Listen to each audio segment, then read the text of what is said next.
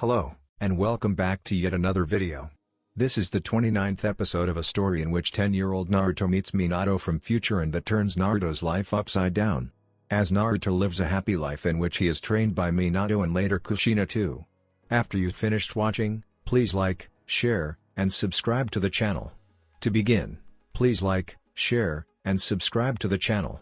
Let's get the party started. Akatsuki's attack on Taki was actually a hoax planned by Konoha in order to expose them before prominent ninjas from the other great villages. Konoha's ninjas stated that Taki broke the deal made by Hashirama and claimed the Nanabi back, with Fu agreeing to become a Konoha ninja.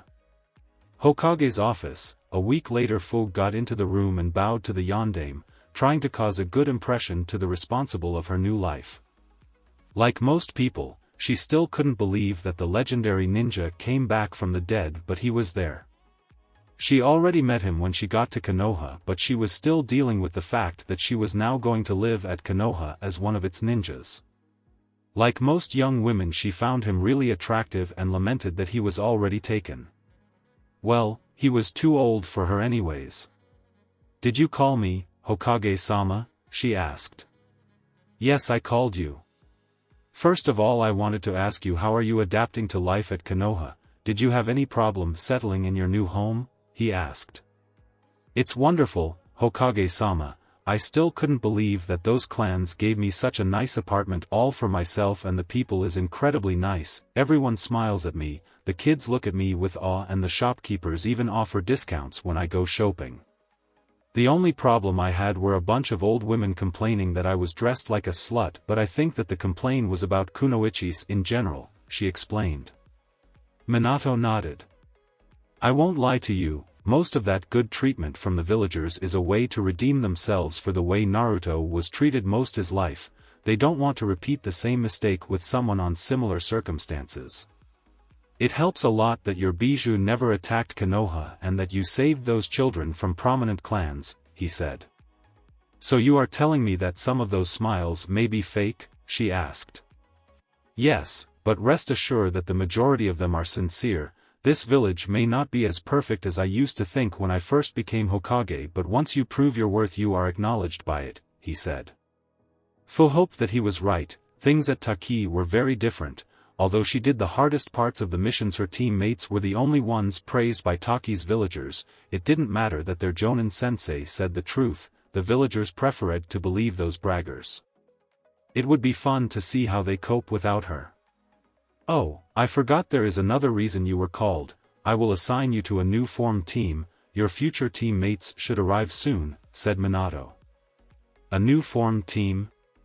Does it mean that I won't replace a lost member in a previous existing one?" she asked, relieved to know that she wouldn't have to deal with the annoying comparisons with the lost team member that usually happen in those cases. "Yes, that's right. One of them has already some experience as ninja and the other is a former academy student who fought in the invasion and was recommended by several ninjas to take an early test that she passed 3 days ago," he said. "A rookie and someone with some experience. I wonder who they are," she thought. She didn't have to wait long. 2 minutes later, a pair of girls of her age got into the room. One was a girl with very dark purple hair and black eyes, dressed in what seemed a mixture of a ninja outfit and those tunic blouse that could be seen at fishing villages. The other was a red-head girl with an asymmetric hairstyle, red eyes and glasses that she was readjusting. "Let me introduce you," said Minato. "Ladies, this is Fu. You probably recognize her from her performance during the Chunin's exams. From now she will be a Konoha ninja and the third genin of your new team," he pointed at the first girl. "This is Isaribi. She has the power to take an amphibian form with enhanced strength and endurance that makes her able to breathe underwater. She is the younger sister of Kaiza, Governor Tazuna's son-in-law. You will find out that you have a lot in common. I hope that you will be great friends," he said. "And nice to meet you, Fu-san. I still can't believe that I will be in the same team as someone as strong as you," she said. Fu returned the greeting with a kind smile. She noticed that the girl had a look similar to hers, somebody who also regained hope. Minato pointed at the red head. "And this is Karen Uzumaki Haruno. She is one of the most potent sensors of whom we have record. She also has a specially powerful chakra able to heal almost any wound. She is also my niece, actually cousin-in-law. I think that you will get along really fine and become friends. Hello Fu-san, I have to say that you an impressive chakra, with you on the team we will become a force to be reckoned, said Karen. Fu greeted her back. She liked Karen's attitude and in general she was happy to know that both her teammates would have useful abilities. Minato spoke again. As you probably noticed, you three girls have very similar backgrounds. None of you is a native of Konoha, none of you had an easy life in the places you grew up, and all of you have unique powers that alienated you from normal people. I won't lie to you, Konoha wants to make use of those powers, but neither I lie when I say that we care about you as persons. As Hokage, I give you my word that we won't see you as tools that can be discarded when they lose their usefulness, and I also speak for Jiraiya when returns to the office and for whoever suits him as Hokage. At first I thought about assigning you to different teams of native people to facilitate the integration to the village, but I think that your similar experiences give you a bond that would make a superb team work. You three are already familiar with the Konoha 15 and other people from Konoha. You can start the integration from that. Now let's talk about your Jonin sensei. I wish that our sensei to be Itachi-sama, thought Karen with dreamy eyes.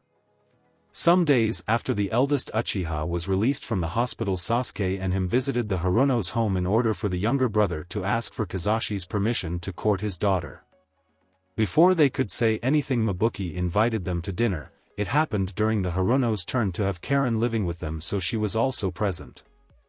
Itachi spent a good amount of the dinner praising Sakura's skills as ninja and medic and pointed that her quick treatment was that saved his life when he almost died from his illness. He wisely avoided to tell them about Sakura almost dying from Sasuke's Chidori when Pain used her as a human shield. During the narration, Mabuki and Karen looked at him almost drooling, something that Kazashi didn't notice because he was focusing all his attention at the way his little girl and the young Uchiha interacted with each other. At the beginning of the dinner, the man was reluctant to give Sasuke permission but gave it after Sasuke agreed to follow a series of rules that seemed to be inspired by a document written by Hayashi Hyuga, who distributed several copies by Konoha so other parents could use them. Karen's daydreaming about Itachi was interrupted by a smoke explosion filled the room and appeared a woman dressed in a provocative outfit and holding a gigantic sign. Hello girls.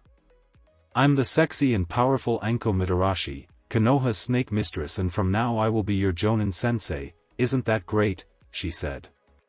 I don't remember assigning you to be the sensei of this team. What gives you the right to self-assign yourself, Anko? Asked Minato. This gives me the right, Yondaime-sama, said Anko while she held a document with the Hokage's seal. When Jiraiya became Hokage, he vowed to not spy on Konoha's women for his research, but the vow didn't say anything about women outside Konoha, so he assigned me a secret mission where I would place cameras in several hot springs outside the village. He stopped using them after Tsunade and him became an item, but the work was done. Due to the secrecy of the mission, I wouldn't be paid for it, but he promised me a favor instead. After my first Genin team failed the test, I asked him to give me priority to choose among the next Genin teams that were formed, she said. Minato looked at the document and confirmed that Anko's words were true. It stated that Anko had the privilege to choose her next team. It didn't say the reason, but it had the Hokage's seal and Jiraiya's signature, and due to his status as replacement Hokage he was obliged to follow the statement without making any question. He didn't have reason to complain anyways. Like him, she was the student of a Sannin, one of the most powerful kunoichis of the leaf, and was very similar to Kushina and Naruto. The girls will be fine with her. Yes, everything is in order. Girls, from now your sensei will be Anko Mitarashi. She is one of Konoha's top ninjas. You will learn a lot from her, he said. The girls greeted her. Isaribi was specially pleased to have one of the ninjas who saved her from Amachi as her teacher, especially someone who also knew what it was to be the subject of twisted experiments. Anko, I have a question. Why you choose this team in particular? Asked Minato. Don't you see it? All the members of this team are superpowered girls. Due to male ninjas practically doubling female ones, it is almost impossible to see a team with more than 2 girls including the sensei, and let alone one where all the members have special talents. This is the first all-kunoichi team in the history of Konoha. As a woman, I see this as the perfect chance to show that women can be as good ninjas as men, said Anko. What about the Nadeshiko village? Asked Isaribi. Oh, that? It's just a myth invented by Jiraiya. I mean a village led by strong and independent women who will give themselves to the men able to defeat them? The typical male fantasy about men getting women throughout their might. The funny thing is that other villages believe that it exists, and Jiraiya took advantage of it and used his spy network delivering fake letters to make them believe that we are in good terms with the invented village, said Minato. Yondaime-sama, who you thought about to be our sensei before Anko-sensei appeared? Asked Fu. I was thinking between Ebisu and Itachi, both of them. What? We had the chance to be with Itachi-sama, but we ended with this old woman, cried Karen. Who are you calling old woman? I'm a young, beautiful full-grown woman unlike you flat-chested brats, responded Anko while she grabbed Karen in a headlock. Hey, leave my chest alone, cried Fu. A fight started and poor Isaribi was dragged to it. Before they began to destroy the office, Minato teleported them to a training ground. I think that their team test just started. I bet that they will pass and become a very interesting team, thought Minato while he teleported back to the office. The girls managed to pass the test, survived Anko's wrath, and became official genins of Konoha. After a pair of days taking D-rank missions, they began with the C-rank ones at Anko's insistence. Days passed and the new team integrated into the rest of Konoha's forces without any trouble. They began to hang out with the rest of the Konoha 15, who from that moment began to be called the Konoha 18, and got invited to the sleepovers that the other girls occasionally organized. Temari, who was in Konoha for diplomatic reasons, was invited too and made it look like she was going there to keep good relationships with Konoha's clans, but the truth was that she was eager to be in a sleepover. When she was little she was never invited due to her status as the Kazekage's daughter and Gaara scaring the other girls. On their first night, Ino bombarded Fu with questions about Shino and her, and she just responded that there was nothing between the Aburame and her and that she didn't see him since the Taki incident, that he was away from Konoha doing a special for some VIPs who observed him during the invasion. After that response, Ino began to bother Sakura, who just blushed and giggled whenever she tried to talk about Sasuke and her. Then she asked Yakumo how was going on her relationship with Sai. Flashback: Sai and Yakumo were taking a walk in the park holding hands, with the former ANBU enjoying a life without having to report back to Danzo. Now that he was completely free from the warmonger's influence, he was beginning to enjoy what was denied to him by Roots conditioning, like being with his girlfriend. What he felt by Yakumo reminded him a little what he felt when he was with his brother. It was not exactly the same, but it also gave him a warm feeling he treasured. The book said that girls loved spontaneous displays of affection, he remembered. Without any word he looked at Yakumo's eyes and gave her a passionate kiss on the lips that made her blush in a red tone that could have competed with Kushina's hair. It was not their first kiss, but due to the isolated life she had, the girl was still as overwhelmed as it was her first one. Sai, please, I want to advance our relationship in a slow pace, she said. Oh? You didn't like it? He asked. I really liked it, but I'm still not used to such physical contact. Please just warn me before doing something like that, said Yakumo while she blushed. All right, I will go in a slow pace and let you take the pace. We already passed the hand-holding phase, we are now in the kisses one. Tell me, when do you want to start the phase where I touch your breasts, said Sai. Smack, Baka, she cried. Ouch, it's because they are small? I don't care, I like you as you are, he said. Baka, Baka, Baka. End flashback. My relationship with Sai is evolving in a good pace and I won't tell anything else, just that Sai is completely inept about girls, said Yakumo with an undignified face and her arms crossed over her chest. But he likes me as I are, she thought while smiling. Ino and the other girls then focused their attention on Tenten, wanting to know who will she choose between Haku and Niji, but she responded that her team was too busy to be Konoha's triumph card in the next Chunin exams to get into relationships. Then they focused on Hinata. The girl reluctantly explained that Naruto and her had troubles going on dates at Konoha due to the villagers bothering and praising the blonde due to his new status as Konoha's hero, his revelation as the Yondame's son, and the villagers overcompensating for the years of bad treatment. At first they liked the attention, but the people got too kind. They couldn't take a walk throughout the market district without carrying lots of presents from the vendors or take a walk in the park without people asking for autographs from both of them. However, there was something Naruto really liked. Now parents encouraged their kids to get near him, and those who had babies asked him to hold them in order to grant them good luck and health, especially after people with chronic health problems or disabilities got healed from Naruto and Minato's blood. There was a specially touching scene with a retired ninja who lost a foot during the Kyuubi attack, who apologized to Naruto in tears for being mean to him during his childhood and thanked him for giving him back his foot. At first they thought about using henge on their dates, but Naruto rejected it because he wanted to go with Hinata looking with her true, beautiful appearance. Then he got the idea of taking Hinata to different places of Fire Country using some of the Hiratian seals that his father placed around the nation. It took him a while to convince his father to allow them to leave the village just to have dates, but at the end he got the permission and the couple had dates to different districts of the capital, some of the smaller cities and the capital's amusement park, where they brought Hanabi after she asked them with her big pearly puppy eyes if she could come too.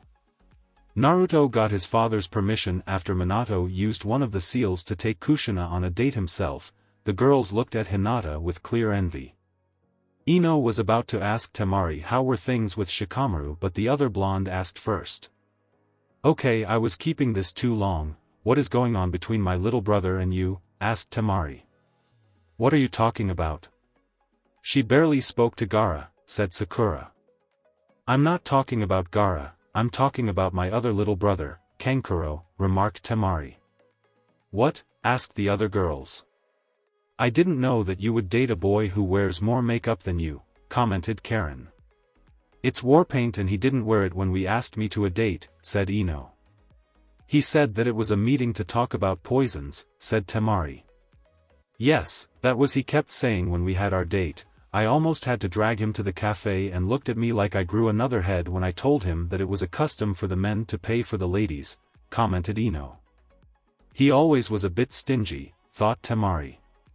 "At the end we talked about poisons and other things, and he unsealed some beautiful desert flowers that he gave me among some seeds so I could cultivate them for the shop," said Ino smiling.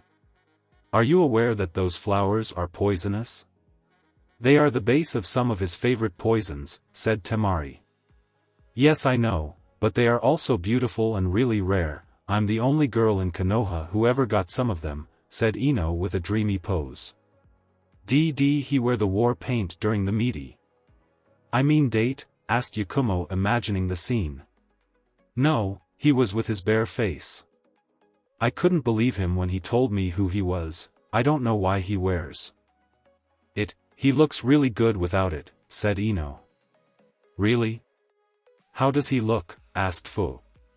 Ino performed a henge to take Kankuro's appearance without the paint. To the girls' surprise, Kankuro didn't look bad at all, and they could see the similarities that he had with Gaara and the late Yondaime Kazekage. "So what comes next? Are you going to have another date?" asked Isaribi. "Maybe yes or maybe not. Unlike Shikamaru and Temari, we are not a couple, and there is the issue of living in different villages. He said that at our age we should focus more in our ninja careers, but proposed that if in 3 years none of us was in a relationship we could give it a try. I decided to stay single and focus to become one of the strongest kunoichis in Konoha's history. I will wait until males of our age become men, no longer lads," said Ino, taking a serious stance.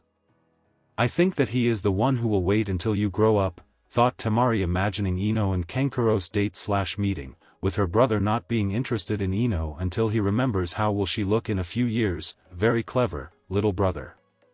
The rest of the night went without any incident. At the end they forgot to ask Temari about Shikamaru and her, something she was grateful about. They were still too young and naive to hear that stuff. Hokage's residence Jiraiya signed the document with his new regenerated hand, still getting used to it and its appearance, without the wrinkles, the calluses, the small scars or that small sunspot. Who could have imagined that the bloodline limit of my students had such power? Although I'm grateful that I got my hand back, I think that it would have been better if the regenerative properties remained a secret. Minato and Naruto now have an insane reward in the underworld. Even if we manage to defeat Akatsuki and start and establish a lasting peace with the other villages, they and their descendants will be hunted down by lowlifes wanting to get their blood, commented Jiraiya. It will be similar to what happens with other clans with powerful bloodline limits, with the extra downside that non-ninja crime lords and other scum will be also interested in them, said Tsunade. Well, they will need divine help if they want the blood of the fastest ninja ever and the Jinchuriki of the strongest bijou. True, we don't have to worry about those brats, they can take care of themselves. Let's change the subject. Are you really sure about this? According to this document, from now you won't be able to take the money that you deposited into this account without my signature, and that's most of the fortune you made with the bets during the Chunin exams, said Jiraiya. Tsunade nodded. Yes, until now I didn't consider my gambling issue a real problem because no one was dependent on me. Shizune was a grown girl who could take of herself, and I didn't plan to continue the Senju bloodline, but now that I'm going to be a mother, things are different. When I thought that I was the only time traveler, my first idea was to adopt Naruto and train him, but in order to do that first I had to clear all my debts. I won't lie, I felt sad when I found out that Minato came back too, but happy for the brat, and I'm relieved that thanks to that decision our child will be born in a prosperous home, especially now that the Senju fortune was restored during the Chunin exams, she said. You know, Haim, I also have money of my own. Even if you were penniless, our kid wouldn't have to worry about money. With the money I will add to the family accounts, said Jiraiya. How much money are you talking about? Asked Tsunade. Jiraiya showed her his bank book. What? Why, you never told me that you were so loaded. How did you get so much money? She asked. I didn't want to become one of your debtors. And about how I got so much money, remember that I'm a very, very successful writer, he said. Tsunade gave him back the book. Perhaps she wouldn't have to renounce completely to gambling as long as she was moderate about it. Never mind, have you decided who will be your best man for the wedding? She asked. Yes, the best man will be Yahiko. Conan and him confirmed that they will come from AIM to attend the wedding, said Jiraiya. Really? I thought that you would choose Minato, commented Tsunade. I made a more important request to Minato. I asked him if he would be our child's godfather and he agreed, he said. Really? That's wonderful. I didn't imagine that he would accept, said Tsunade, relieved to know that their child would be properly cared if something happened to them. Yes, at first I imagined that he would refuse after what happened with Naruto, but he decided to leave the past behind. However, he said that it was not an excuse for me to die. Anyways, as wedding gift he is going to remain some more time as Hokage and will pay us a stay of 2 weeks in Moon Country for our honeymoon, he said. That's great. I will have a last chance to show this perfect figure at the beach before it begins to show the signs of pregnancy, said Tsunade. It's not like it matters, pregnant women are always beautiful, remarked Jiraiya. You will have to remind me this when I get the mood swings. Now come here, let's practice for the honeymoon, she said. With a mischievous smile, Jiraiya took her on his arms and headed to the bedroom. 2 days later, the whole village of Konoha celebrated the wedding between Jiraiya and Tsunade. Due to the importance of the event, governors and high-ranking officials from all Fire Country came to the wedding, as Konoha's clan heads and even representatives of the 5 villages. Although none of the Kages could come, Mei actually came using a regular disguise and pretending to be a cousin of hers. Shizune, acting as the only bridesmaid, was waiting at the altar with Jiraiya for the bride to appear. It didn't take long. 2. Everyone surprised. Tsunade was brought to the altar by Tenzo. The Sandaime explained to some of the guests that due to Tenzo having Hashirama's DNA imprinted into his own, he was technically related to Tsunade and was officially adopted into the Senju clan some weeks ago as Tsunade's half-granduncle. Everyone gasped at Tsunade's majestic beauty, wearing an ancient wedding dress that according to the gossipers once belonged to Mito Uzumaki, Tsunade's grandmother. The priest performed the ceremony without any incidents and ended it proclaiming Jiraiya and Tsunade husband and wife.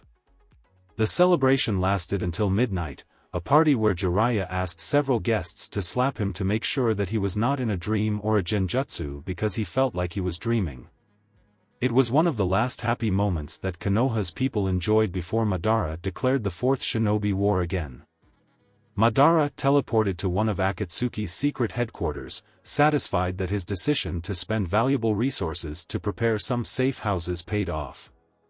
The headquarters used in the original timeline had to be emptied and abandoned due to the other time travelers being aware of their location, and then he had to do the same with those that were only known for Akatsuki members after Itachi, Yahiko, and Konan joined his enemies. It doesn't matter, this time my plan won't fail, he thought. Madara began to recall his life in the original timeline, starting when he met Hashirama without knowing who he was, the end of the Warring States period, the establishment of the village system, Hashirama being chosen as Hokage with the Uchiha clan siding with him, and their battle at the Valley of the End. It was one of the most painful defeats he ever had. He only survived due to the sacrifice of one of his Sharingan eyes to use Izanagi and rewrite reality to negate his death. Then, with everyone believing that he was dead, he began to conceive his plan to bring world peace. After some years of research, he came with the Moon Eye plan after reading the writing from some hidden ruins from the time of the Sage of the Six Paths. He also found the Black Zetsu sealed in a special coffin, who bowed loyalty to Madara for freeing him from his imprisonment. At first the plan was subtle. He began sabotaging the relationships between the villages, incriminating them for things he actually did. Then he began to spread fear and distrust towards Konoha's main ally Uzushiogakure, the village hidden in whirling tides. They had to die. Their Fuinjutsu techniques and their powerful chakra able to fight the Bijus were a very serious menace to the plan. Then he proceeded to assassinate key members of the Senju clan in order to prevent the rebirth of the Mokuton and to extinct his old rivals. Much to his merriment, the members of the Senju clan did half the job, marrying into different clans in Konoha in order to improve the bonds within the village, so Madara just had to deal with those who remained in the family, the ones who were directly related to Hashirama. At the end, the only remaining ones were Tsunade and Naoki. When he spied on the boy, he realized that he had a dormant Mokuton and killed him before he could awake it with the Black Zetsu, placing an explosive trap underneath him. He didn't have to do anything about Tsunade. After her lover Dan died, she left the village and began a cycle of self-destruction and loathing, refusing the advances of any man and ensuring the extinction of the Senju line. Or at least it was what he thought. Not many people knew it, but Tobirama Senju was a supreme womanizer, with a list of lovers longer than Tsunade's former debt, but unlike open perverts like Jiraiya, he was very discreet about it. He was almost sure that Tobirama had a hand in the creation of the Yuki clan before Konoha was formed, and he couldn't help but to remember him when he saw Minato for the first time. For all he knew, the Namikaze was an obscure clan obsessed to produce perfect ninjas via training methods extreme even to the Bloody Mist standards. It wouldn't be a surprise that Minato's grandmother was one of Tobirama's nightstands. It could explain why the Yondaime also had such knack to create new techniques and managed to improve Tobirama's space-time techniques to the point of gain a flea-on-sight border. There is no point to speculate about it. Minato and Tobirama can talk about it when they meet again in the afterlife after I kill the former, thought Madara before resuming his thoughts. What did he do after the Senju extinction? Oh yes, he focused his attention to the Mist Village in general and the clans with bloodline limits in particular, not only because those powers were specially annoying due to the Sharingan's inability to copy them. The real reason was the existence among them of a Dojutsu able to counter the powers of other Dojutsus. Madara couldn't allow the existence of ninjas like that if he wanted his plan to succeed. First he ambushed, killed and impersonated the Sandaime Mizukage and established the infamous graduation system where the students had to kill one of his classmates in order to graduate, turning the Kirigakure into the infamous Bloody Mist Village. With the academy training, the majority of students who passed the tests were the ones from ninja clans, especially bloodline limit holders, something that heavily contributed to the resentment that the population developed towards them. Then it was easy to him to blame on them all the bad things that happened in the country, especially after he brainwashed some members of those clans to act like monsters in order to reinforce his defamation. He was specially proud of what he did with the Kagaya clan leaders. He only needed to bait a little their natural bloodlust and they took care of their own demise by themselves some years later. It was really ironical that after that he ended developing the strongest bloodline limit, the Rinnegan, due to the cells from Hashirama that he implanted on himself years ago. It was even more ironical that he got it when he was too weakened by age to use it at its full potential. He realized it when he almost died from summoning the demonic statue of the Outer Path. He decided to use it to cultivate Hashirama's cells and create a new body for himself. Then to his surprise, two newcomers emerged from the statue, White Zetsu and Tobi. Madara thought that they were created by statue's chakra and Hashirama's DNA. He was wrong, but he didn't find out until years later. Had he known the truth, he would have never allowed them to become his minions. It was time to renounce to his fragile body and transfer his soul to a new body created by the combination of cells from Black Zetsu and Hashirama. That body looked like a gray Zetsu with Madara's face. Unfortunately, that body rejected not only his new Rinnegan eyes but also the Sharingan eyes that he has been storing for years. Madara came to the conclusion that he had to get his original body back in order to continue with his plan. He decided to find someone who would wield the Rinnegan and resurrect his body when time came using the seventh path. He found that person in Nagato, an Uzumaki boy whose family moved to the Rain Village after Yuzu's destruction. Madara had to admit that he was really careless when he took that decision and let the boy to fend by himself. If Nagato had not been so resolved to protect Rain, he could have joined Konoha following Jiraiya. He had to be grateful to Danzo and Hanzo for washing away those ideals from Hashirama that Jiraiya ingrained on him. Being unable to use the Sharingan with his new body, Madara realized that he needed to get an ally able to use it to subdue the tailed beasts, a gullible Uchiha that he could manipulate easily. That person was Obito Uchiha. Tobi and White Zetsu brought his mangled body and he repaired it as good as he could with Hashirama's cells. When the boy woke up, Madara decided to take a disguise as an old, harmless version of himself attached to the tree. The young ninja happened to be the stupidest Uchiha he ever saw, talking about friendship, comrades, becoming Hokage to protect the village and all that Senju crap. Madara couldn't believe that his former clan would degenerate to the point of spawning such failure as ninja. Had Obito been born during the Warring States period, he would have been used as live bait to ambush the Senju or executed and his eyes harvested as replacements. However, that stupidity and naivety was what made Obito so easy to manipulate.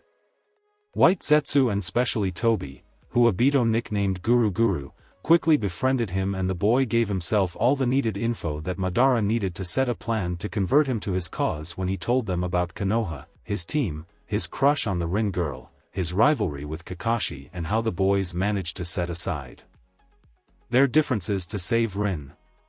At that point Madara was really tempted to strangle Obito for giving away one of his Sharingan eyes to a non-Uchiha like it was a mere birthday present, but it would take a lot of work to find another manipulable Uchiha to take his place.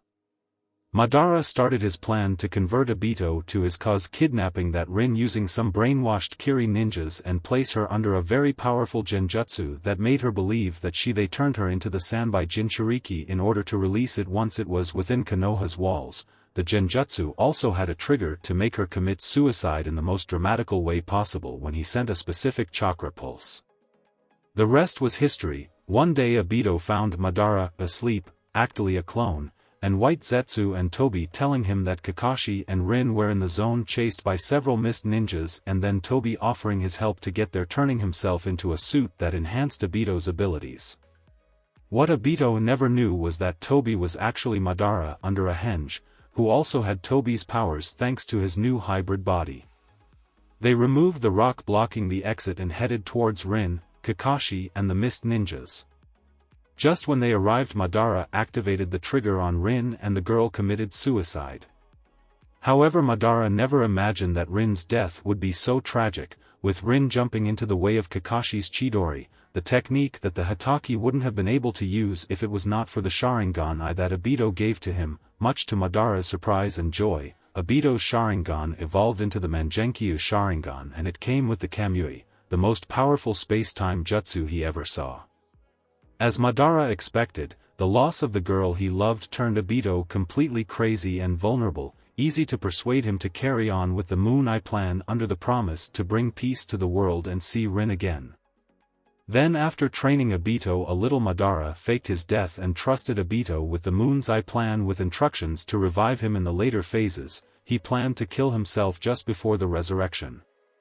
Just before his death, he told Obito that he put most of his memories and skills into Tobi and that he could access to them while fused with the humanoid.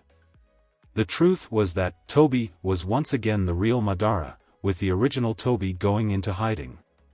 Believing that it was Tobi, Obito allowed Madara to fuse with him and share the control of his body and mind, believing that Madara's thoughts were his own and that the discrepancies that happened within his mind were caused by Madara's memories mixed into his own. The truth was that Madara couldn't trust the plan to somebody like Obito until the time of his return with his real body. Even with the Mangekyou Sharingan, the truth was that Obito was a recently promoted Chunin and not a very good one, a ninja not smart or skilled enough to continue with the plan by himself and much less able to control Bijus with a Sharingan he just got some months ago. Now with Obito being literally his puppet, he headed to aim to recruit Nagato after he previously found out that Jiraiya turned his friends and him into idealistic fools like Hashirama and formed an organization they called Akatsuki with the purpose to protect AIM and bring world peace. He found out about Hanzo and Danzo's conspiracy and gave the latter some hints to find Konan and capture her. That led to Yahiko sacrificing himself and Nagato having the breakdown that turned him into pain.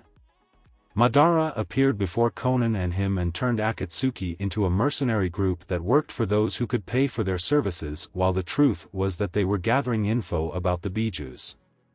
Then one of his contacts informed him about Kushina Uzumaki, the Kyuubi's Jinchuriki, having her seal weakened due to the end of her pregnancy, and decided to get the Kyuubi while destroying Konoha at the same time. What he didn't expected was Minato Namikaze, Obito's sensei and Kushina's husband. Obviously Minato never identified the masked man as his disappeared student. Obito was clumsy, naive, cowardly and untalented. He would never identify such failure as a man with enough mastery with the Sharingan to control the Kyuubi. However, Madara completely underestimated the man who became the Yondaime Hokage. Not only Minato was the fastest opponent he ever faced but was able to deduce that he was Madara, how the Kamui worked and avoided his attacks until he managed to hit him with his infamous Rasengan, heavily wounding him. Madara ended realizing that Minato would defeat him if they continued fighting. He had no choice but to leave the battle after acknowledging that Minato was worthy of the title of Hokage. At his return to the base, he reasserted that his decision to control Obito was the wisest one. Had Obito been the one fighting Minato, he would have been recognized by his fighting style, defeated, captured, interrogated and executed, or converted back into a Konoha ninja. During his recovery, Zetsu informed him that Minato sacrificed himself while sealing the Kyuubi into his newborn son Naruto. That got Madara furious for not having the chance to have a rematch with the Yondaime and took revenge with Zetsu disguising himself as a random Konoha ninja and revealing Naruto's status as Jinchuriki to the grieving population. Alienating a Jinchuriki from the rest of the village was the best way to weaken both of them. As results of the attack, the villagers got suspicious of the Uchiha clan and they ended distancing themselves even more from the rest of the village. Then to his surprise, Yagura, the Sanbai Jinchuriki, started a rebellion against the tyrannical rule of Sandaime Mizukage, at that time impersonated by the real Tobi. He got control of Yagura and faked the Mizukage's death, instating Yagura as the Yondaime Mizukage, and waited a pair of years to reinstate the hate campaign against bloodline limit holders, this time slyly blaming them for the disastrous consequences of the last ninja war and then looking at other way when the mobs attacked them. Then he focused his attention on Konoha's clans. He found out that Yakumo, the heiress of the Kurama clan, had the highest talent for genjutsu ever seen, able to affect physically the victims. Not even the Mangenkyo Sharingan could do that. Madara considered it a personal insult to the Uchiha's superiority in all fields and decided to get her out of commission. While the most obvious plan would have been killing her, it would have led to Konoha looking for the responsible. Instead of that, Madara infiltrated her home and sealed a minor demon named Ito. Some years later he found out that the sealing ended weakening the girl physically to the point that her mentor Kurenai ended sealing her powers. Some time after that, Ito overcame the seal and cast the illusion of a fire engulfing the Kurama clan's household, which killed Yakumo's parents. Ito ended being wrongly identified as a split personality of Yakumo, and she ended being confined the Yakumo manor at the mountains, surrounded by medics and ANBU guards. Madara ignored the Hyuga clan. He didn't consider them a threat due to their almost exclusive specialization in their taijutsu Siddle, that made them vulnerable to ninjutsu, genjutsu, and those skilled in ranged combat. Then he got in contact with some of the most fanatic Uchiha clan members and persuaded them about the success of a coup to control Konoha. This, among Danzo's constant meddling, led to Konoha's authorities deciding to exterminate the clan. One night he headed towards the Uchiha compound, resolved to do the extermination himself. While they stopped being his family when they turned their backs on him, choosing the village over him, they were still Uchihas, the superior ninjas. Only other Uchihas could destroy them. He was surprised to find out that the village assigned such important mission to a single ninja. Itachi Uchiha. Madara recognized in the young Uchiha a talent comparable, if not bigger, to his own. Itachi was able to caught him when he was sneaking into the village, and as Minato he recognized him as Madara after a brief observation. Itachi contacted him and agreed to help him to destroy the Uchiha clan under the condition to spare the rest of the village, something he agreed with. The clan had no chances against the might of the strongest Uchihas ever. After the massacre ended, Madara offered Itachi a place in Akatsuki, something that Itachi agreed with. He spent the next years leading Akatsuki from the shadows while gathering resources and getting info about the Jinchurikis. They started to get the Bijus, beginning with the Kyubi after Orochimaru's failed invasion, but Jiraiya foiled the first attempt to capture Naruto. They captured the Gobi and the Nanabi easily due to them being isolated from their villages. However, Mei Terumi, a kunoichi with 2 bloodline limits inspired by Zabuza's example, ignited another rebellion against Yagura and killed him, taking the Sanbai with him and forcing Akatsuki to postpone the plan for 3 years until the turtle reformed itself. That was very detrimental for the plan. With Konoha warned about them, they sent Naruto away to train with Jiraiya during that time. He passed from an idiotic genin with some techniques above his rank, to a ninja able to defend himself from Akatsuki members and, after some training, one able to defeat Kakuzu, the 5th strongest member after him, Pain, Itachi and Kisame. With Haiden incapacitated and Sasori, Deidara, Kakuzu and Itachi dead, Madara tried to recruit Sasuke to Akatsuki's side, convinced that he would join them after he was told the truth of the Uchiha massacre. However, when he was about to talk with Sasuke, the trap that Itachi placed in Sasuke's eyes before dying activated and Madara was hit by an Amaterasu that specifically targeted him.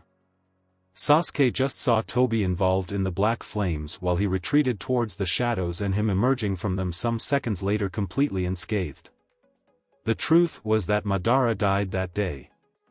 Madara didn't meet his end at the hands of Hashirama nor due to old age. He was killed by a man who died some hours ago via a delayed jutsu and no one knew it.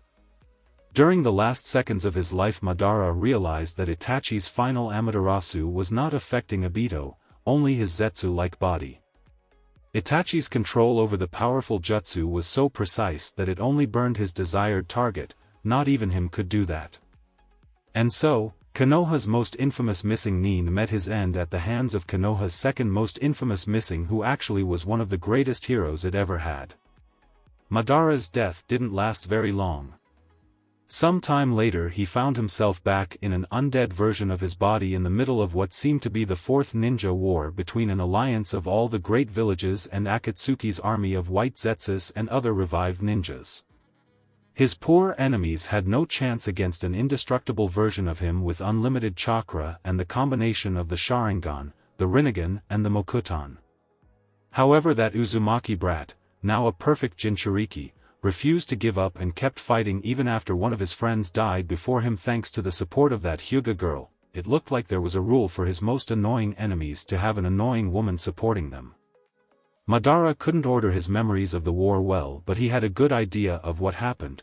The hopeless resistance of the alliance continued. At some moments the Bijus and Sasuke joined the fight, the Jubi was revived, Obito became the Jubi's host, Naruto defeated Obito and converted him to his cause, and him trying to use the Rinnegan to revive those who died just for Black Zetsu interfering and bringing him back to life. Madara becoming the Jubi's Jinchuriki, the Hokages of the past joining the fight at some point.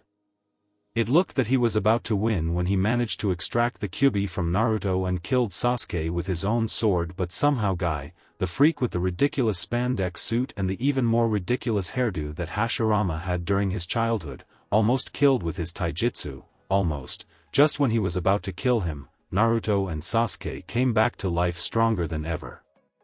However, at the end he managed to cast the infinite Tsukuyomi after revealing to the dying Obito the truth of Rin's death. Just when he thought that he won, Black Zetsu betrayed him and revealed that his revealed plan was to revive Kagaya Otsutsuki. He didn't know what happened next. It looked that Naruto and Sasuke managed to defeat Kagaya and Black Zetsu and that he was dying for having the Jubi extracted from him. He lost. To make things worse, Hashirama appeared, said farewell to him and stated that they were still friends despite everything. Stupid idealistic fool. Everybody would have ended for Madara if it was not for his backup plan, a Sharingan eye that he had implanted inside his body and programmed to cast Izanagi some months after his death in case he died again. When he awoke, he found out that all the villages signed a peace treaty, several commercial treaties, and formed an alliance against external threats. Hashirama's dream was a reality. Madara couldn't bear it. It was his dream, the one that should bring peace to the ninja world, not Hashirama's. Something inside Madara's mind broke and all his geniality and cunningness was replaced by pure and unadulterated hate towards Hashirama's dream, and all that hate was focused into the one who was carrying that dream on his shoulders, Hashirama's spiritual successor, Naruto Uzumaki. The boy had to die, and it had to happen in the most painful way possible, both physically and mentally. After that obstacle was clear, he would do the same with that blood traitor Sasuke and start with his moon's eye plan again. The scheme to deal with Naruto was simple. He captured Naruto's old teacher Yumino Irika and lured him to a trap where he would use Edo Tensei to revive Naruto's father among some of the ninjas who died during the war, including that Hyuga boy and those who were in the headquarters of the Shinobi Alliance when the Jubi destroyed it and used them against Naruto. Naruto's face when he saw that he was alive was nothing compared to the desperation he reflected when he was told that his Irika sensei was the one used as sacrifice to bring back Minato, the realization that one of his father figures died to bring back his real father to kill him. However, fate turned its back on Madara once again. When the coffins opened, Minato and the other summoned ninjas appeared with strange seals on their chests that engulfed them in a blinding light. When said light vanished, none of the present people couldn't believe what happened. Those brought back by the Edo Tensei were alive again. Madara was shocked with the spectacular failure of the Edo Tensei that he almost was killed and Minato charged at him. Even worse, that was not the Minato who fought with him the night of the Kyuubi attack when he had Obito's powers, nor the undead Yondaime who he faced during the war when he had the powers of the sage. The Minato who came back was faster, stronger, more skilled, experienced and vicious than his previous incarnations. Even worse, he came back with means to counter his Mokuton and other techniques, and he had no choice but to flee when Naruto joined the fight and they heavily wounded him before he was forced to use Kamui to flee. The former Uchiha spent the next months licking his wounds and plotting his revenge. Ironically, news of his return cemented the Ninja Alliance even more with everyone's common enemy back, and to make things worse they got all the cultivation of Hashirama's cells and he couldn't Edo Tensei under the risk of the summoned ninjas resurrecting and turning against him.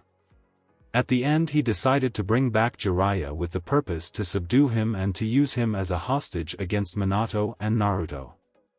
However, Jiraiya came back as the regular undead summon of the Edo Tensei. That was better. He would have an unkillable sage at his side. He also remembered that Haiden was still alive, he just had to dig him up. And so, the three of them made a surprise attack to the Hokage with the purpose to make as much damage as they could before fleeing scene. Madara had to admit that it was really lame compared with his decades-long schemes, but he was out of patience and too blinded by rage to care about it. Tobirama would blame it on the Uchiha's genes. Ironically, that impulsive plan was that brought his new chance to reenact the Moon's Eye plan. When the Kamui clashed with the Hiraishin, he traveled back in time, finding himself again in the gray Zetsu body fused to Obito. Unfortunately, Minato and all those who were there also came back in time, but that way was better. He had another chance to take revenge on the Yondaime and his damned spawn. This time he would be the victor. "Is something bothering you, Madara-sama?" asked Obito. "Nothing important, Obito," said Madara while he separated their bodies.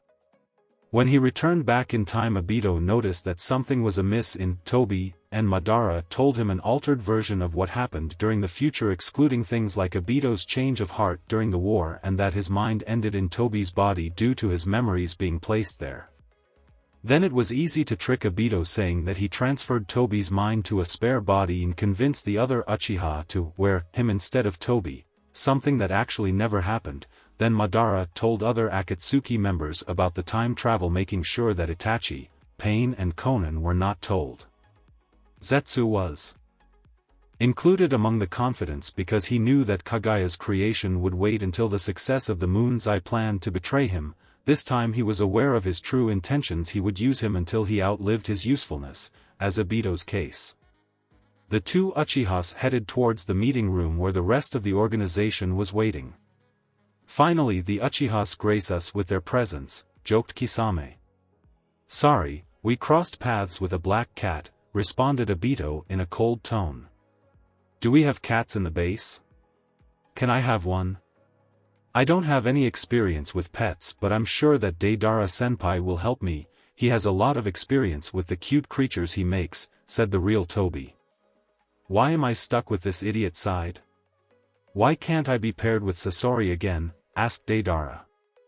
"You already know," said Sasori while he adjusted the joints on his arm. "Tobi became your partner after I died, and when I came back I was assigned to Kisame to replace Itachi." "I still can't believe that you are back, Sasori," commented Kisame. "When Zetsu appeared with those seals that he stole from Jiraiya during the invasion on Konoha and claimed that they would bring you back to life, I thought that he was crazy until Madara-sen combined one of them with the Edo Tensei to resurrect you with your human body, and just after that you decided to turn it into a puppet again," pointed Zetsu. "I'm stronger this way. A ninja's body is just another tool. If you can improve it to be stronger, it would be stupid to not do it.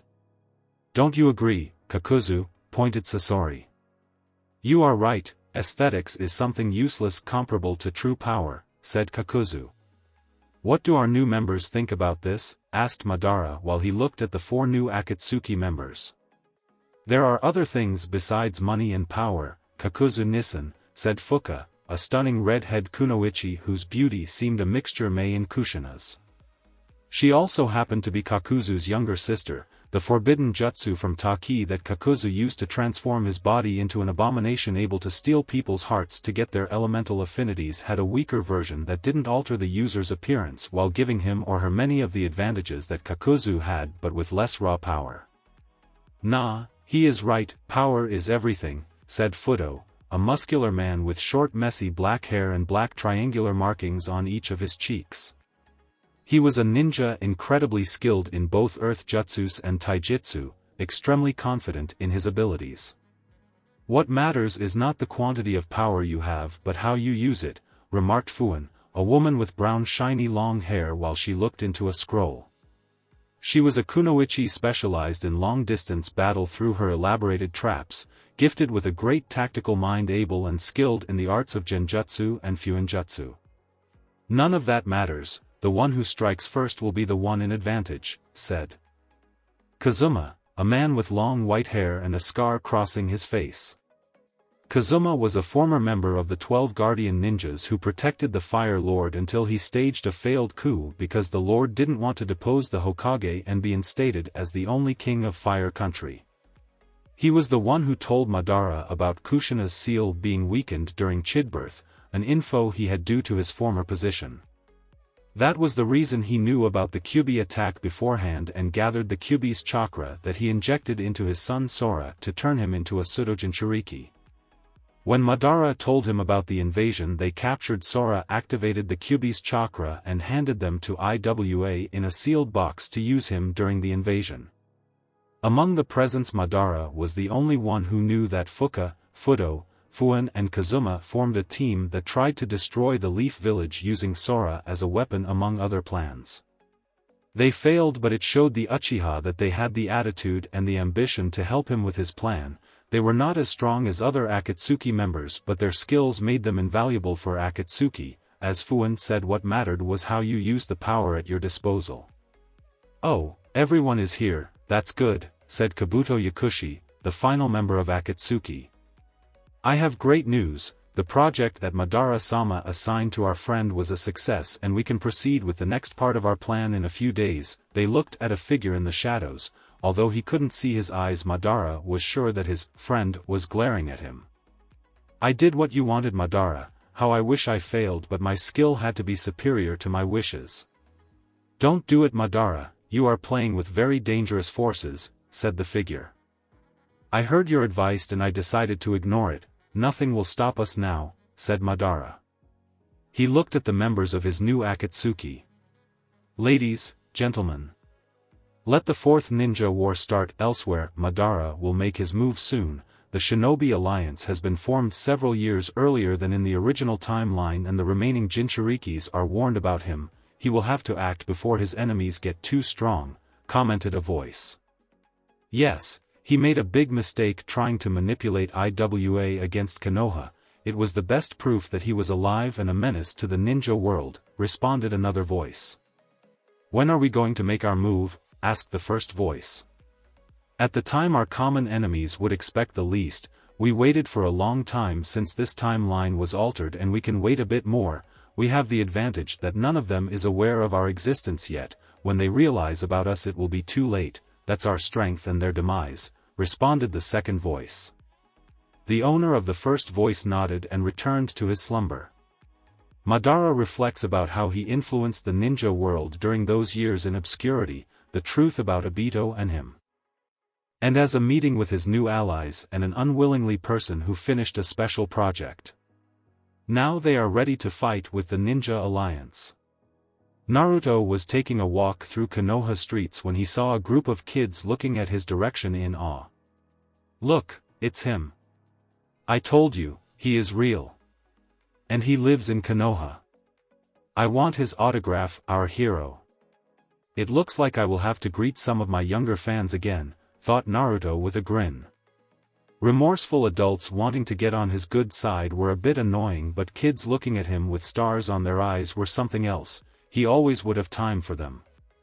The kids ran at his direction. He opened his arms to receive them, just to see how they passed by him and surrounded the person behind him, Shino Aburame. "Wait, Shino," he thought. "It's Kakachu man," cried the kids. "Oh no, you are Shino Aburame, the guy who plays Kakachu man, don't you?" asked one of them. "Yes I am," responded Shino. "Wait a minute, he could be an imposter," pointed the oldest kid. "Kakachu man? Shino, what are these brats talking about?" asked Naruto. "You don't know who is Kakachu man? He is the greatest hero ever," said one of the kids. "Yeah, he fights against the forces of evil for truth and justice. He is the protector of Ninja City," pointed another kid. "Ninja City? There is no such city in the world," exclaimed Naruto, remembering a geography book that he had to memorize with his Kage Bunshins. "I does exist in Kakachu man's TV show, you silly," said a kid. "TV show? Look, the show is about to start," said a kid while pointing at a TV in a shop's showcase. Everyone headed to the shop and Naruto looked at the TV screen where Shino appeared as some kind of masked hero using his insect armor technique to adopt his heroic persona in a very flashy transformation sequence. The opening of the show even had a song performed by Shino himself. "Kakachu man, Kikaichu man. Ninja City's hero I am. The forces of evil will never win before my power. I will never give up, my hive will help me.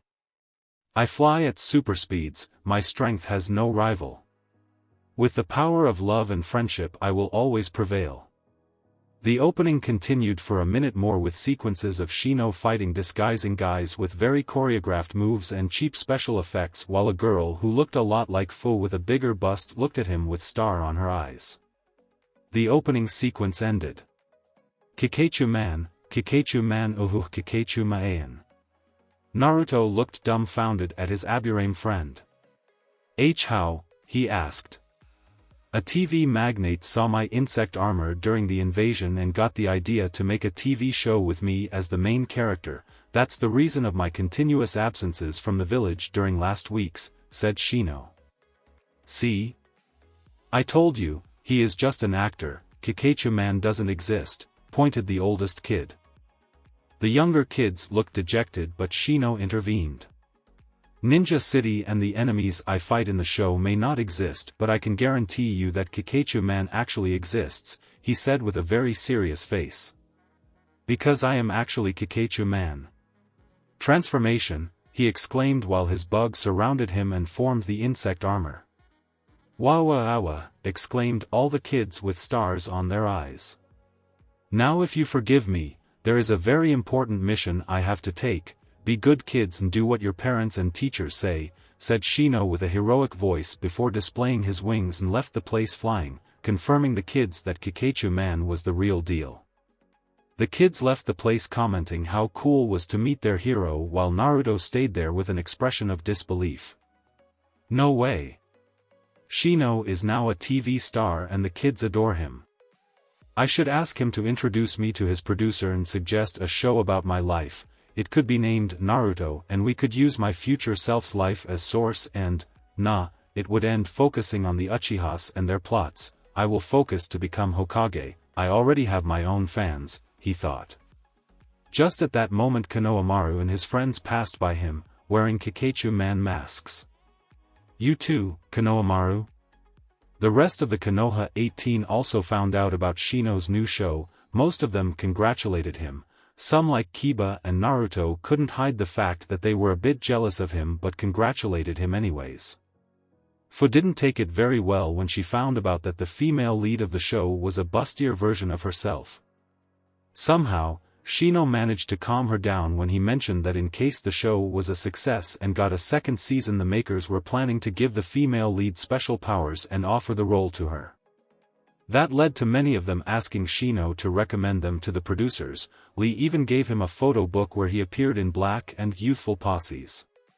Next day the Hand of Death, the Konoha 18, their senseis and some high-ranking ninjas like Jiraiya and Tsunade were in one of Konoha's most remote training grounds to see a very special event. Minato was going to have a spar with Itachi. The elder Uchiha was finally declared completely healed from his illness and ready to take the higher-ranking missions without endangering his health. When Minato found out, he offered Itachi a place in the Hand of Death and he accepted under the condition to have a spar with him in order to check how strong he was now that the illness was no longer hindering him. At first the only ones who were supposed to watch the match were the members of the Hand of Death, but Ino found out about it and told the rest of her group. After some bickering they managed to convince Jiraiya to allow them to see the match. Naruto and Sasuke looked with anticipation how their idols made some warm-up exercises. Something similar happened with the rest of ninjas. At first they thought that Minato would defeat Itachi after some struggle due to his superior experience, but then they found out about Itachi being ill for years and they no longer were sure about the outcome of the fight. It was like Itachi-san was wearing weights that couldn't be taken in all his body, including the internal organs and his mind. I have no idea how strong he can be now, explained Guy with a very serious face to the younger ninjas. I see. Well, I don't care, Dad will win anyways, he is the strongest ninja alive, not even Itachi can defeat him, said Naruto. MMPF, keep dreaming, I don't deny that your father is a genius and one of the strongest ninjas ever, but my brother is a genius among geniuses. At the age your father graduated from the academy, Itachi was already a chunin, pointed Sasuke. So what? Kakashi-sensei ascended in ranks at younger ages but is weaker than them. Just accept that my dad is stronger than your brother, said Naruto. No, he is not, responded Sasuke. The two chunins began to bicker about who was the strongest, magnifying all the feats of their respective relative and disregarding the ones from the other. Sakura was tempted to berate them for acting like a pair of 8-year-old kids discussing whose father is the strongest, but realized that it was probably the first time they could brag about that and decided to ignore it when she saw that the adults were having similar discussions. Minato looked at Itachi with an analytical eye. It was the first time he would fight seriously with Itachi.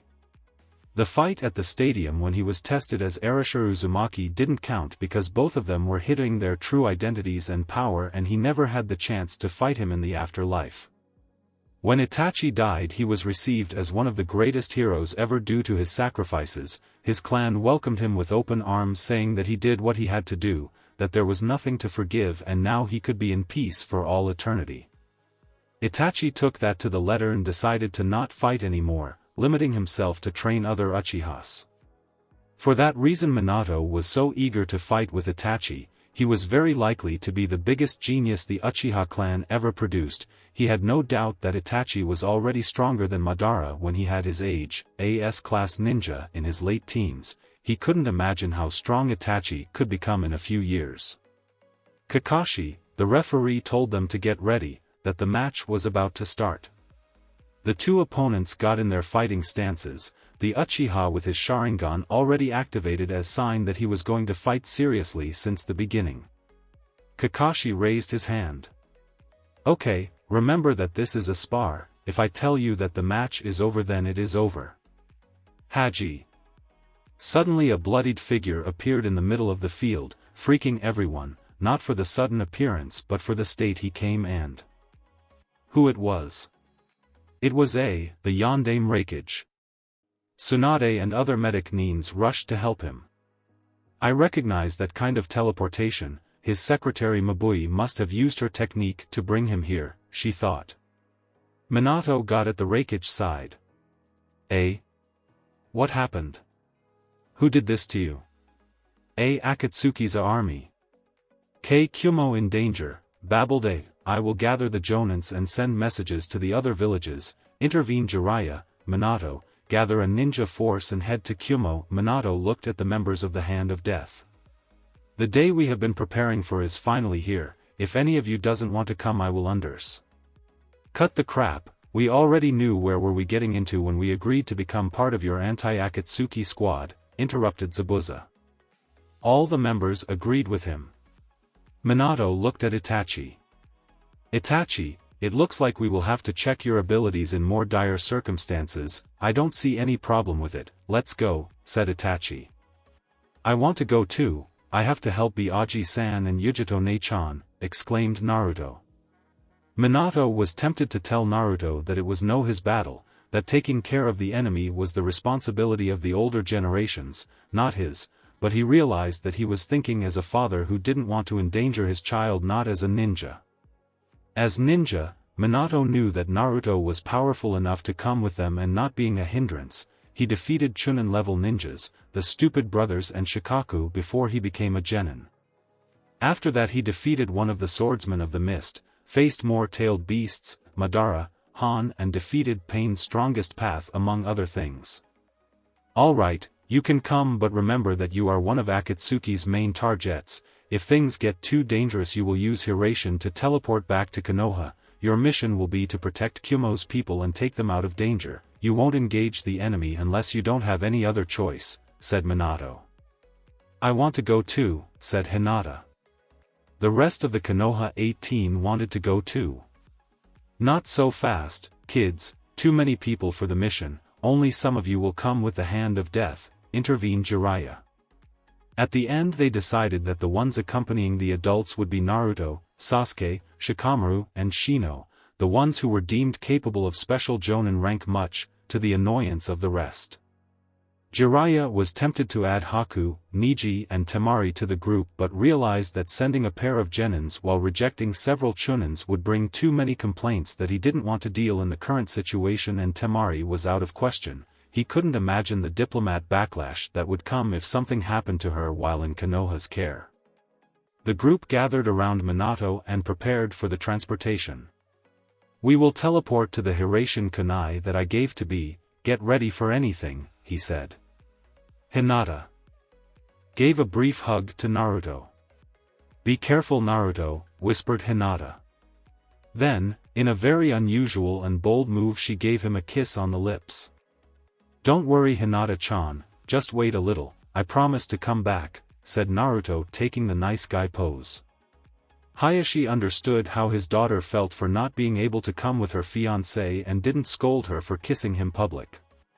Sakura and Temari did something similar with Sasuke and Shikamaru. The rest of the rookies looked at Fu and then at Shino. "W, what are you looking at?" "W, we are not an item," she cried. However, she headed towards Shino and said something to him. Make sure you don't die, okay?" "I wouldn't. I mean, Konoha's kids wouldn't be able to cope with it if something happened to you," she said. "I will do my best to survive," responded Shino with a brief smile. Minato looked at Kushina. "You know what we have to do in the worst-case scenario, if one of us die the other will take Naruto and flee," he said. "Under any circumstances he can't be an orphan again." "I know," responded Kushina. "Where do you think you are going?" "You won't leave without me," roared a voice. It belonged to the Raikage, now completely healed. "I forgot what a good healer is Tsunade," thought Minato. "Quickly, bring me back to Kyumo." "My brother is in danger," cried Minato ignored the Raikage's rudeness and teleported everybody. Kyumo, they appeared in a room full of seals that were surrounding the Hiraition kunai that Minato gave to be. "Where are we?" asked Minato. "We are in a subterranean refuge outside Kyumo, the exit is upstairs," said O while he touched some of the seals. They had to ascend from a very narrow passage that forced them to go in line formation. "I see," he decided to place the kunai in this place because it would be turned into a death trap in case Konoha decided to use it to teleport an army to invade Kyumo. "I can't blame him, I would have done the same in his situation," thought Minato. Near the exit they found a Kyumo nin who greeted the Raikage. "Raikage-sama. I received a message that you could appear here with reinforcements and—" "Oh shit! Uchiha," he cried. "He is on our side," said O while he ran towards the exit. Why he got so scared when he saw Itachi and me, thought Sasuke. When they reached the exit they noticed that they were in one of the peaks surrounding Kyumo and heard battle sounds. They saw dozens of figures fighting against Kyumo ninjas, with many of them already wounded or dead. However, what caught their attention were Bi and Yujito in their Bijuu forms fighting against the Sanbai and the Rokubi, the Bijus that were captured by Akatsuki. "Ototo," cried O while he rushed towards them.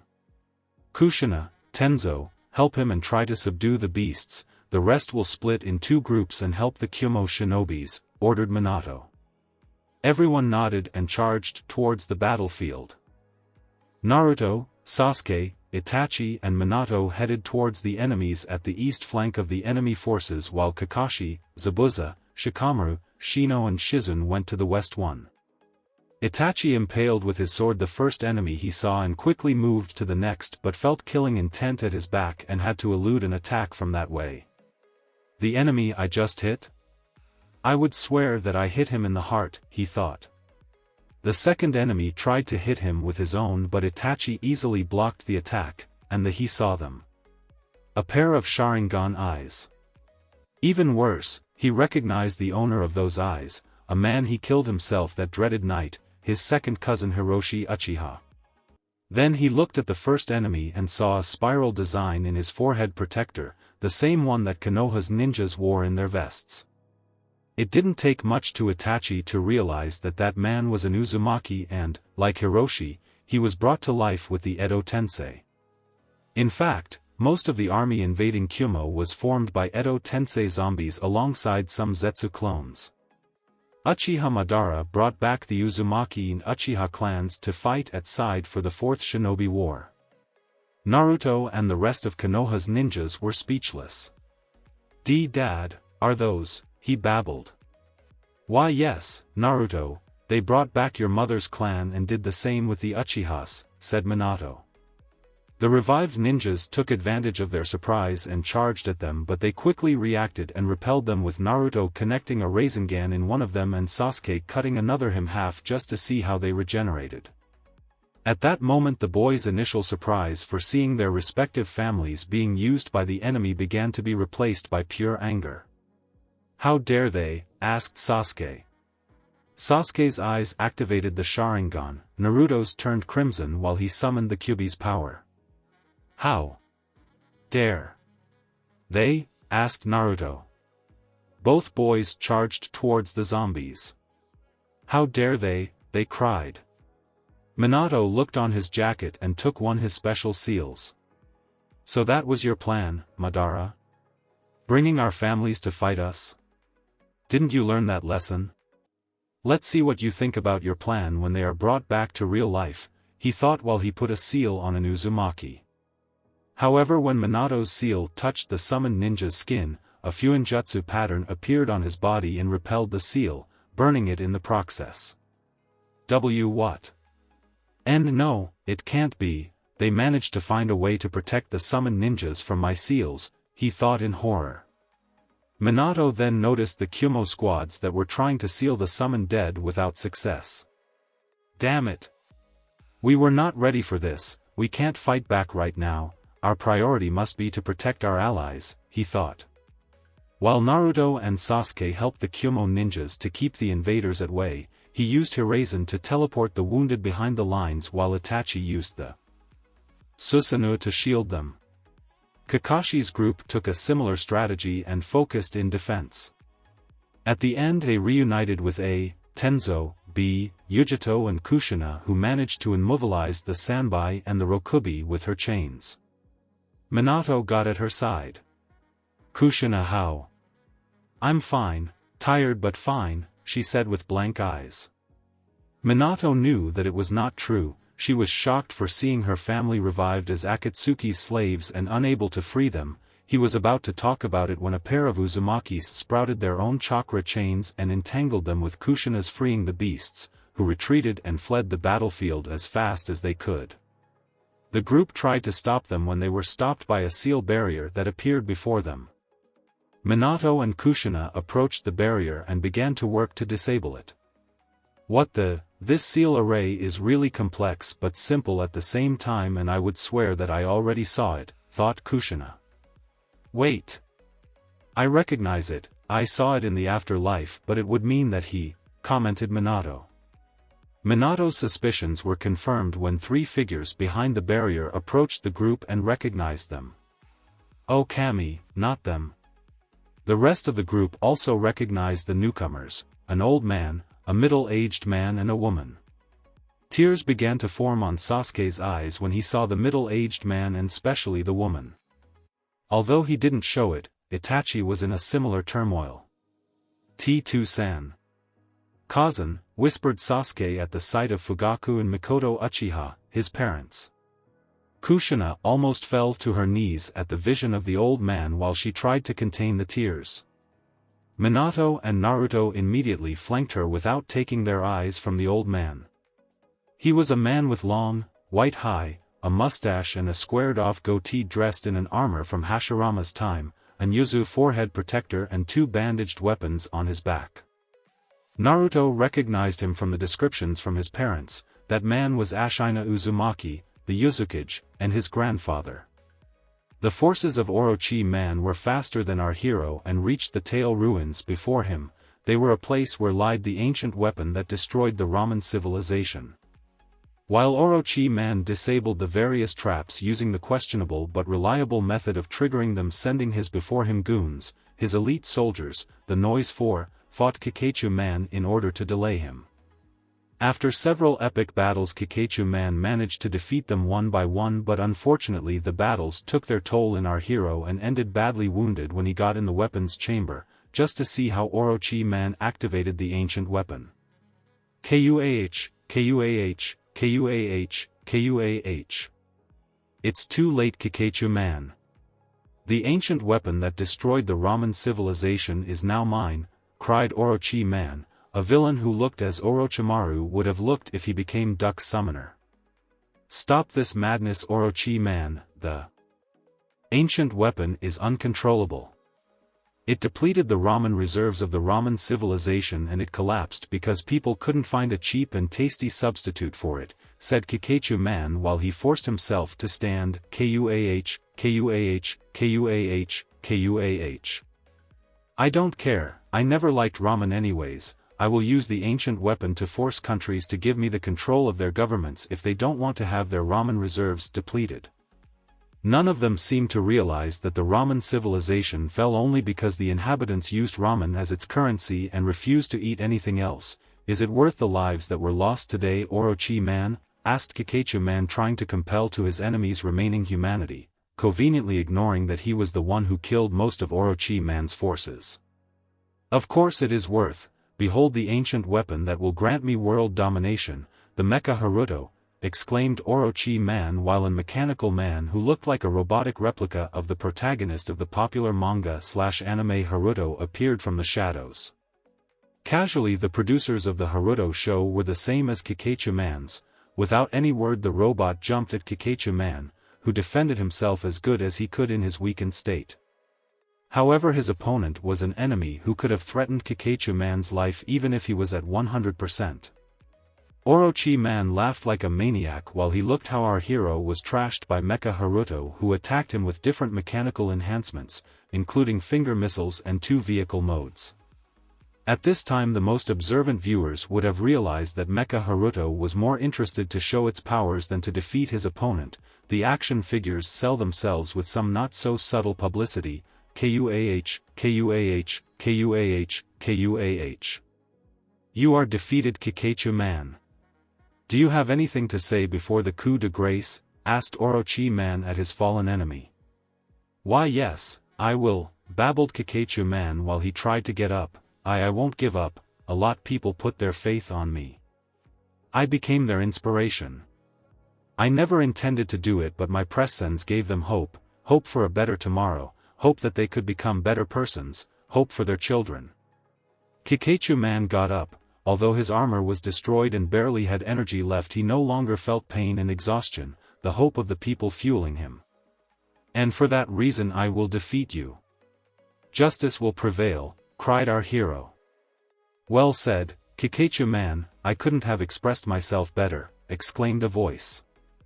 Suddenly the ceiling was destroyed by a super robot that seemed to be the combination of several smaller robots piloted by a boy with a kabuki makeup. It's war paint, cried Kankuro. I mean, piloted by a boy with a kabuki theme war paint. What? Cried Orochi-man, you are Kanku. I mean Puppet Man, the hero of Desert City, what are you doing here? I came here when I heard that you were going to unleash the ancient weapon Mecha Haruto. That's the kind of enemy that requires several heroes to be defeated. For that reason I came, that and the publicity for my new Puppet Man series, all Tuesdays at the same hour as Kakachu-man, broadcasted on Mondays, said Puppet Man. Thank you, Puppet Man, together we will be able to defeat them, said Kakachu-man.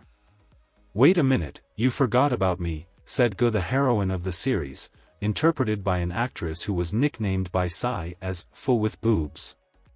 The girl got at Kakachu-man's side and handled him an emblem that had Kakachu bug carved on him. Professor Kakashi managed to finish the Kikai enhancer. With it you will be able to fight Mecha Haruto and Orochi-man, she said. Ah, my mid-season upgrade. I mean the Kikai enhancer, now I know that we will definitely win, commented our hero while he activated the device. It was followed by a blinding light that covered Kakachu-man for some seconds. When it dissipated, not only Kakachu-man's wounds were gone but his energy was restored and his armor got an even more badass look. That's not all. I also got my own enhancement and from now I can fight too, exclaimed Gu while she activated a device that looked like a makeup box, available in licensed toy stores.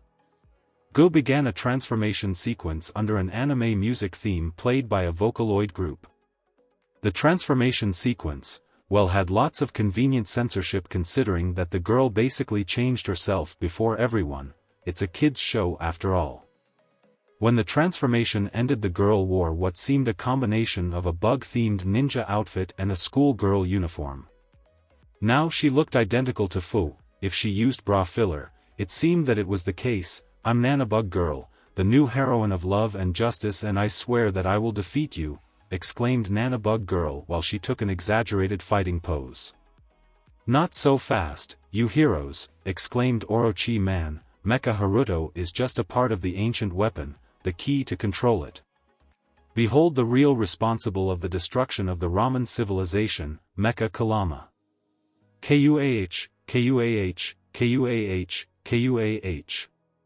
The ruins began to tremble and collapse. The heroes got out by the hole made by Puppet Man and watched how they collapsed. When the smoke dissipated, they saw a gigantic robot that looked like a humanoid rabbit, although most people would say that it resembled a fox. Mecha Haruto got inside the gigantic robot while Orochi Man stood on its shoulder and laughed like a maniac. Kuah, Kuah, Kuah, Kuah. What do you think, heroes? Are you ready to die? He cried in a mocking tone. You won't win, Orochi Man. I will defeat you with the help of my friends and the new powers granted by my Kikai Enhancer. Just watch, exclaimed Kikachu Man while literally millions of insects of all kinds appeared from the area surrounding Kikachu Man. What? Followed next was transformation sequence accompanied by a remixed version of Kikachu Man's theme. When it ended, there was a bug-themed gigantic robot that rivaled Mecha Kalama in size.